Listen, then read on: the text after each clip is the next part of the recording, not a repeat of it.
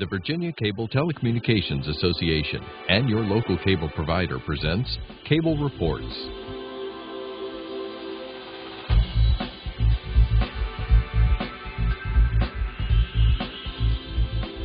Join us now as Cable Reports brings you up to date on current issues facing the Commonwealth through discussions with your local legislators and other policymakers from across Virginia. From the General Assembly and the City of Richmond, I'm Woody Evans for the Virginia Cable Telecommunications Association, connecting Virginians to their government. We are pleased and honored to connect you with Speaker of the House, Bill Howell. Welcome, sir. Thank you, Woody. It's great to be here. Well, I wanted to congratulate you on the pace of this year's session. I think crossover went well, did it not? It went extremely well. We finished crossover, of course, is when we have to finish all the bills that were initiated within the House and send them to the Senate, and they do the same. And this year there were probably a fewer bills introduced in the House, not measurably so, but less bills. But for a variety of reasons, we were just able to handle them more efficiently. And so when it came to the typically long day, the Monday before crossover, when we're hearing and discussing a lot of bills, we went in at 10 that morning, got out at 4 or 4:45, which was a record, I'm sure. And then the next day, this past Tuesday, when we vote on all the bills, we went in at 11, got out at 12:30. So it's record time, and that's good. That means I think we're doing things effectively and efficiently. Great. To some extent, you could attribute the lack of a lot of legislation being introduced to the 14 or 15 new members you have. That's exactly right. We have a large percentage of new members, and it's a new administration, and they're kind of feeling their way along as well, I think. So now the fun begins. Your membership gets to go over to the Senate to start all over, so to speak. Yes, indeed. Yeah, right. Yeah. They'll have to go to the Senate and argue their bills over there, or discuss their bills. Hopefully, they won't have to argue them. And their bills are over in the House committees now, and they'll be coming to the floor, and we'll be discussing them. Now, I believe you were first elected in 1987, I believe, and you've been Speaker since 2003. That's right. Is that it? And you're the 54th Speaker of the House of Delegates in the Commonwealth. Yeah, it's a rich history. I really am privileged to be a part of it. And speaking of a rich history, the district you represent, part of Stafford County in the city of Fredericksburg, is certainly rich with history. Tell us a little bit about it. Well, it is, and we're very proud of our history in the Fredericksburg-Stafford area. People think of that area as being a Civil War oriented area, and there certainly were several major battles during the Civil War that were fought in the Fredericksburg area. But what a lot of people don't realize is not only do we have a lot of revolutionary history. George Washington grew up in Stafford County. James Monroe had his law office in Fredericksburg, and there were a lot of early patriots that lived and worked and discussed the Revolution in Fredericksburg. And prior to that, there's a lot of fairly old Native Indian sites and Native American sites, and so there's a rich history going from prehistoric through Revolutionary through the Civil War, and we show it off well, I think, too. You've got a great school there, Mary Washington, right in Fredericksburg. Mary Washington does a great job. I was really pleased to see that their applications are up dramatically this year. People realize that it's always rated as one of the bargains in the country. Get a good education for a reasonable price. They've got a lot of new buildings, and they're really doing a lot to make it a nationally recognized university. Now, I believe this year you are chairman of what's called the Speakers Conference. Yeah. And that's a group of individuals, your peers from around the country, who are also speakers of their respective houses. We have 50 speakers from the 50 states who participate. And in addition, we'll have speakers from Canada come to some of our meetings, or from Puerto Rico, places like that. But it's really been a good opportunity for me to get to know speakers from throughout the country. And we have time to discuss the problems and concerns we have, and see how they're doing it in other states, and maybe they're doing something better. And I've made a lot of good friends over the years through it. Great. Give us an idea of your duties and responsibilities and your workload as Speaker.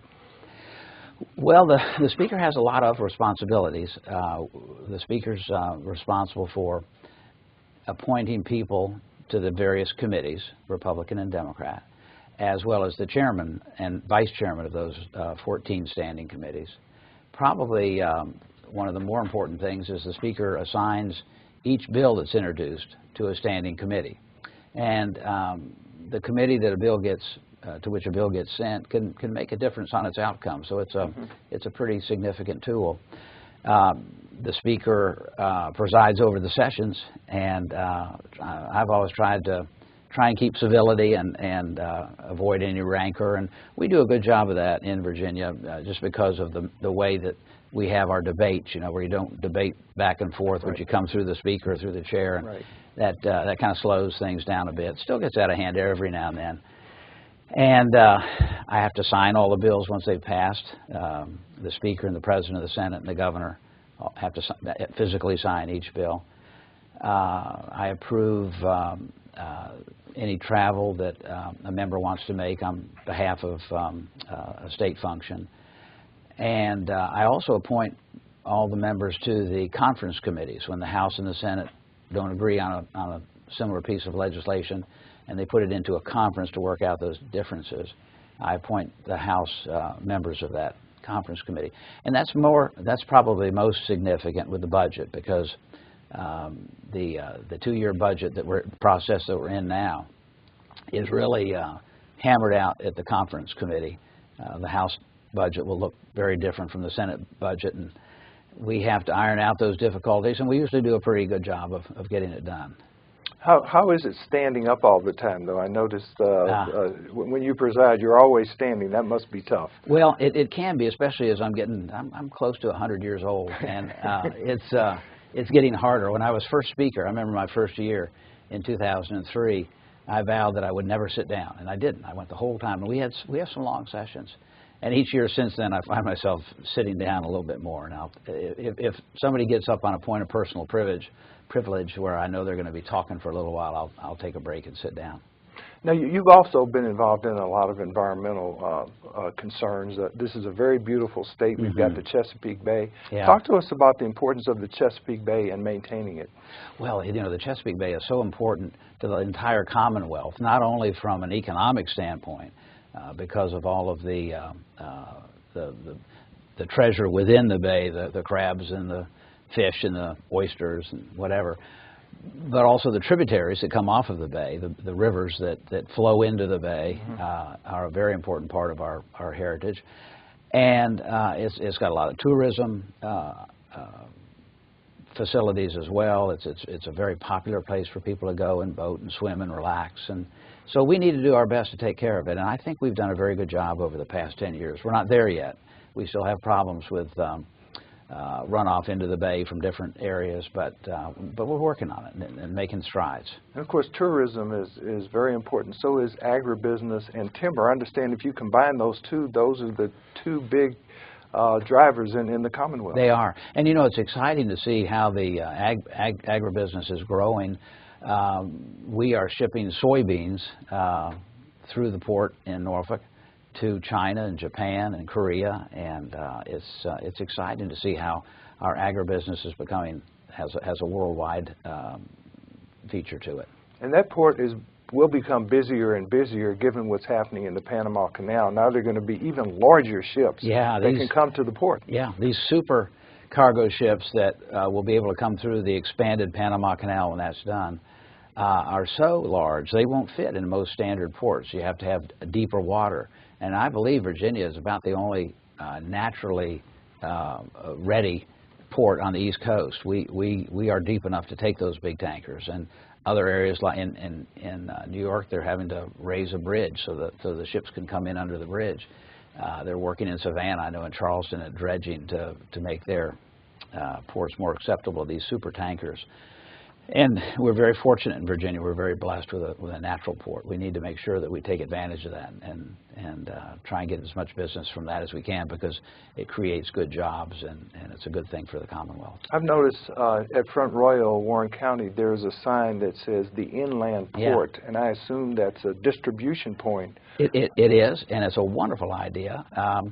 In fact, I was just talking with somebody earlier today from the Department of Rail about the opportunity to expand rail to the inland port, and how if they have the number of cars, and I'm sorry, the number of trucks that we can take off Interstate 81 just by adding a track between Manassas and Front Royal and taking that traffic off of the interstate and putting it on rail. There's a lot of things like that we can do, but that inland port's a great tool. And of course, you were the leader in terms of the transportation funding legislation that passed the General Assembly last year. There's still a lot of work to be done, implementation. There's criteria I know that everyone's looking at. Talk to us about the criteria in terms of funding. Well, first of all, the transportation bill last year that dramatically increased the funding for our transportation infrastructure was really a group effort. The Governor McDonald, was very involved in it. Chris Jones actually carried the bill. The bill was in my name, but Chris did all the heavy lifting going through the committees, and it was a true bipartisan effort. We had help from both parties, and probably equally as important from both the Senate and the House. And so it was a great example of how when people work together we can accomplish a lot. Now that we've generated these additional funds, probably close to $1 billion a year in new funding that will be coming into the transportation system, it's important that we're careful to spend that money in the most effective and efficient way that we can. And we have, I think we've passed 6 bills in the House dealing with, they're not raising money, we've got the money. Right. We're never going to have enough, but we've got as much as we're going to get for a while. And we want to make sure we spend that money as properly as we can. So we're trying to take some 21st century tools into the development of determining what roads or rail that you use. And we can develop models that will tell us that if we build this bypass around Fredericksburg, it will reduce congestion by X%, it will increase safety by Y%. And we're telling VDOT that they have to use these metrics and they have to use this way of determining what are the best projects before they go through with them. And that'll do a couple of things. There's always a problem with people having a pet project that they want to push when, in fact, it doesn't do the most good. And this will require that doesn't matter whose project it is, if it's the best project from a metric standpoint, from a proven standpoint, that's what we go forward with. And I'm excited about this. I call it the next generation of transportation funding. So it makes it a little bit easier to balance these competing interests throughout the Commonwealth, because we've got Northern Virginia, we've got the Hampton Roads area, you got Central Virginia, and as you say, there's always someone who needs a pet project. Yeah. And one thing this does too, it's flexible enough in Southside Virginia or in Southwest Virginia, where they have transportation needs, but they're not necessarily to reduce congestion. They don't have congestion problems, but one of the criteria that they can use is economic development. And if they can show that by building this road it will allow them the opportunity to create X number of new jobs, then that's a factor that should be considered. And of course, that's obviously important in maintaining the state's recognition by a Forbes, for example, that we're the #1 state to do business in, and also helps us to maintain that AAA bond rating as well. You're exactly right. And it's also important for any type of job creation. People seem to think that, I mean, it's intuitive to think that if I'm interested in job creation, I need to do something on regulations and taxes and those kind of things. But job creation is also very dependent on education and on transportation. A business owner doesn't want to come and open a new business in Virginia if he doesn't have the workforce there to do it through education, or if he doesn't have the ability to get his goods in and out easily through transportation. So they're both very important. So I see there's been one minor tweak to the funding bill dealing with hybrid cars, and there's still a contingency in terms of funding relating to, I think it's the Marketplace Freedom Act. Marketplace Fairness Act. Act. This is a bill that's been in Congress for a long time. Under a Supreme Court decision 50 years ago, the court held that states couldn't charge a sales tax on a business that didn't have a physical presence within that state. So Amazon is the example I used to give. Amazon now has a physical presence in Virginia, so that we charge a sales tax on how much you buy from them. But if you buy something from Overstock.com, they don't have a physical presence in Virginia, so they don't charge a sales tax. Well, actually what a lot of people don't understand is we have something in Virginia called a use tax, and it's a voluntary thing, and a lot of people don't know about it. But you're supposed to keep track of your out-of-state purchases, and then when you do your Virginia tax return, fill in the line. There's a line on the return for it. Fill in what you estimate the taxes that you should have paid. That tax is not really collected from individuals very much. It is from businesses. The tax department monitors businesses pretty closely on that. The bill in Congress would reverse, in effect, that Supreme Court decision and say a state can tax sales made to people within that state, no matter where the sale originated. And what we did in the bill last year was we said any new revenue that the state gets from this Marketplace Fairness Act, if and when it's enacted, would go to transportation. The problem is Congress hasn't passed it, and I'm not sure what's going to happen this year. It's in Representative Bob Goodlatte's Judiciary Committee, and I've talked with Congressman Goodlatte about it. I don't think he's adamantly opposed to it like some people think. I don't think he likes the Senate bill particularly that came over to them, and they're trying to deal with that. But if by January 1st, 2015, Congress has not enacted that law, then we have a provision in last year's transportation plan that the tax on gasoline will go up a little bit. I see. Now notice that there's the lengthening of the lanes from Northern Virginia down to Stafford and eventually to Fredericksburg, the HOV lanes or the hot lanes, I think. Is that separate and apart from the funding that the new transportation Yes, it is. That's a public-private partnership that the Commonwealth entered into some years ago, and it's been going on for a while. They were two different projects, but they already have these new hot lanes that go around 495 between Interstate 95 and the Dulles toll road, and they're magnificent. They're seamless. It's all done with an easy pass. You can't. There's no tolls where you have to stop. You just go straight. They keep.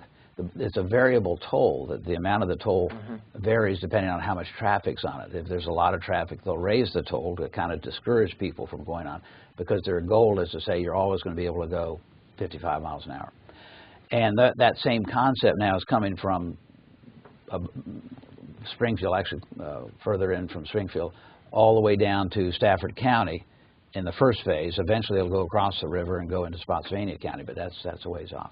But what that means, Woody, is that I can get on in the middle of rush hour. I can get on that thing at Route 610 in North Stafford County, and I can be at Tyson's Corner in 50 minutes. It's just it's an incredible thing. That's great. Now, what about the public-private partnership that caused a little bit of controversy in the Hampton Roads area? That's the one that has resulted in tolls, and some of your membership has been upset about that. Right. It's a tunnel, I believe, going into Portsmouth, and Portsmouth is not a wealthy community, and it's going to hit the people that live in Portsmouth and have to go outside of the city to go to work pretty significantly. And so the Governor McAuliffe, has used some transportation money to buy down the tolls, in effect, to give to put into the project, so the amount of money that the company needs to have returned is less. That's a problematic situation. Perhaps the deal wasn't as carefully struck as it should have been, but again, I don't think we want to throw the baby out with the bathwater. I think the public-private partnership concept has really worked in Virginia, and I think that the hot lanes around 495 and coming down 95 are proof of that. Just like the Port of Virginia, our military installations, not only in the southern part of the state, but throughout the Commonwealth, are very important in terms of our economy. Yes, it is, and that's a problem that Virginia is facing right now. The sequestration and the cutting of the money particularly for the military, but just the general government spending. We haven't, I don't think, begun to see what needs to be done as far as cutting back. And it's going to have a disproportionate effect on the Commonwealth, because so much of our revenue is derived from military and government activities, government-related activities. And one of the things that we've been trying to do over the past couple of years is make a concerted effort to try and move away from this reliance on government, military, to other private sector opportunities. And it's difficult, but we're getting there. I see the governor announced today that there was a diminished amount of revenue that came to the state. That's going to have an impact. Well, sure it will. Their forecast, And it's good to take these forecasts conservatively and and not to build your budgets on optimistic forecasts. I certainly support that, because at the end you can always use that surplus money for special events, but if you end up in the hole, you're in a big problem.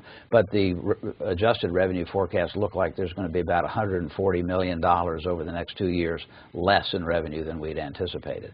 We are still in a very anemic recovery. This has been a very weak recovery from the deep recession that we went through. You know, Guy, I can remember in after past recessions, Virginia would just bounce right out of it. We'd see growth of 6-7% a year for a couple of years after a recession. This year, it's less than 2%. I think we were forecasting a 2.4% increase, and right now it looks like it's about a 0.5% increase. And of course, we have a number of veterans returning home who seek to be entrepreneurs. How do we help them pursue that dream? Well, I think the private sector has been very helpful in that as well. And for example, not far from Fredericksburg in Culpeper, there's a new business that's going to create these three-wheel, they call them motor cars or something, some combination of motorcycle. Yeah, because Delegate Scott had some legislation. Yes, he did. He sure did. Right. And the owners of that business are making a concerted effort to hire returning veterans to work in their plant. And you know, hopefully at some point they'll have a couple hundred people working there, and many of them will be returning veterans. And so that's good when the private sector helps step up to that need, and they are very cognizant of that concern. Of course, those veterans come back, many with problems relating to mental health. Our population in general has those kinds of issues, and there's been legislation regarding that, given the tragedy that occurred with one of your colleagues in the Senate. Right. Yeah, the Cree Deeds incident was really tragic, and a lot of people think it could have been avoided. In Virginia, if somebody is showing mental distress, emotional distress, if they don't on their own voluntarily sign themselves into a mental treatment center, a family member or interested person can go and get a temporary detention order, which is good for right now for I think 6 6 hours. Yeah. And after the 6 hours, there's not much you can do, and that's what happened with Gus Deeds, Senator Cree Deeds' son. And there was a problem finding a bed for him in a health treatment center, mental health treatment center. We've addressed that in some legislation this year. We're putting some more money into the system to try and make more state beds available. We're creating sort of an index of where where open beds are, and I think we're probably going to adjust the temporary detention order time upwards a bit to give more time to find the proper place for the person to go. And of course, this isn't a new issue given what occurred at Virginia Tech a number of years ago. I know there was a commission who has studied these issues, and it's not only related to the Commonwealth. This is a nationwide issue. Yes, it is. It really is. The Tech situation was a little different in the sense that didn't have to do with TDOs, but again, it was a young man that was troubled and was kind of falling between the cracks, and people weren't there to be able to help him. Now, generally speaking, it's been a pretty conflict-free session.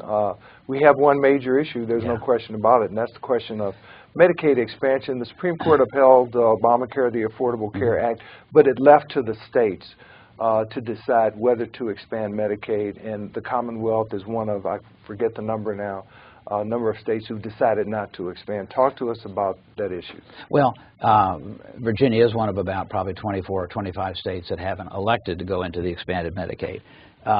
But we are looking at it. We created last year, in the budget last year, a commission called the MERC, the Medicaid Innovation and Reform Commission, made up of 5 members from the House and 5 members from the Senate. And what they're trying to do is come up with ways that they can make Medicaid less of a financial burden.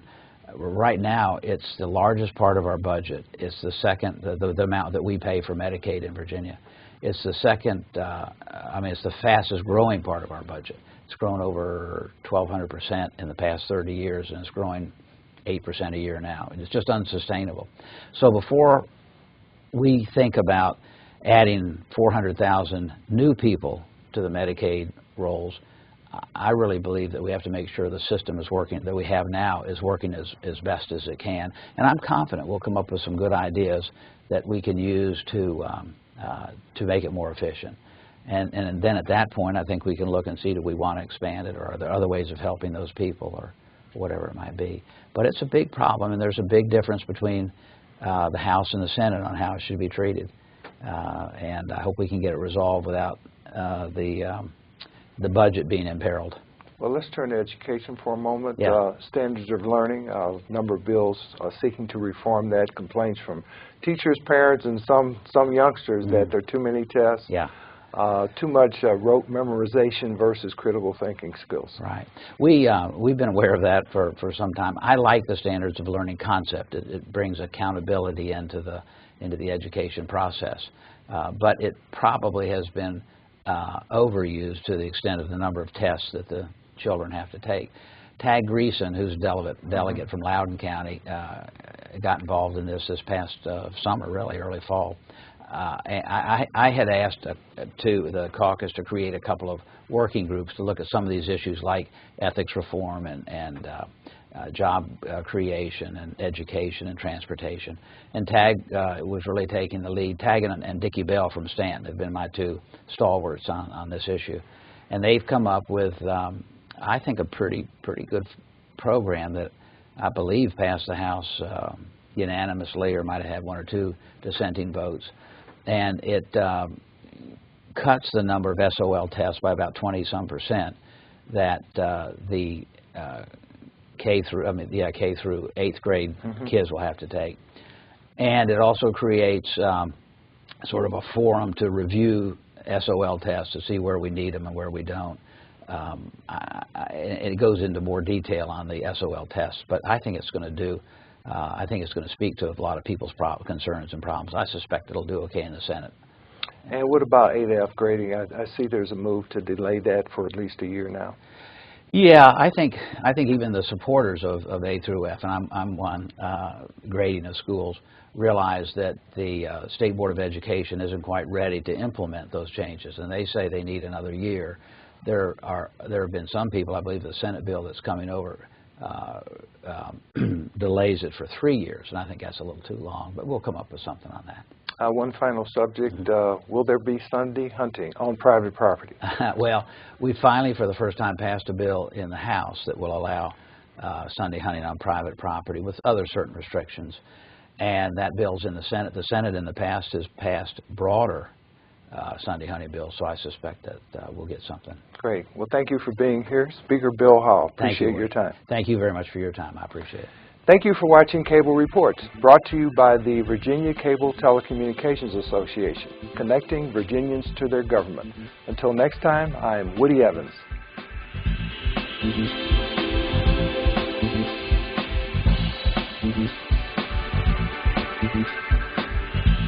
Mm-hmm.